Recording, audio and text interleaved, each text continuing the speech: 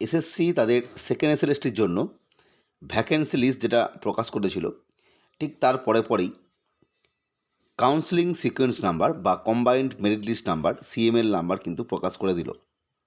একদম প্রতিটি সাবজেক্ট, এই যে 7টা সাবজেক্টের যে কাউন্সেলিং হচ্ছে, 7টা সাবজেক্ট বলতে অবশ্যই বিভিন্ন মিডিয়াম মিলিয়ে 7টা সাবজেক্ট, একই সাবজেক্ট আছে বিভিন্ন মিডিয়াম আর কি।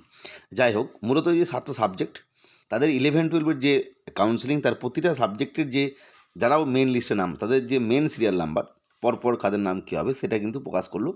প্রথমে যদি আমরা প্রথম সাবজেক্টটা দেখি, অ্যাকাউন্টেন্সির পিজি, সাবজেক্ট বেঙ্গলি, আর ক্যাটাগরি জেন্ডার হচ্ছে মেল ফিমেল আর ফিমেল, আর কাউন্সেলিং ডেট যেটা 25শে ফেব্রুয়ারি 2026, কাউন্সেলিং টাইম 10:30। তাদের যে র্যাঙ্ক, অর্থাৎ প্রথমে এদিকে সিরিয়াল নাম্বার, তারপর রোল নাম্বার, তারপরে নেম, তারপরে category, gender, date of birth, total marks এবং র্যাঙ্ক।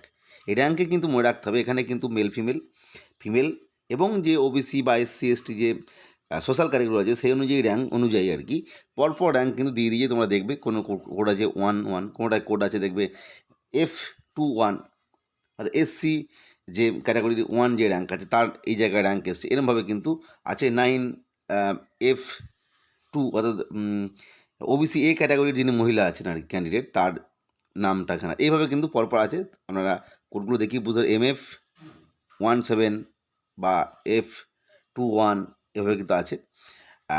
মধ্যে হলো পরপর যাদের নাম আছে তারা পরপর কাউন্সেলিংয়ের সুযোগ পাবে, এবং সেই অনুযায়ী তোমাদের যে ইন্টারভিউ লিঙ্ক যেটা সেটা দিয়েও দিয়েছে তোমরা, সেখানে লেখাও আছে সেই ইয়েতে। যাই হোক, প্রত্যেকে দেখে নিও।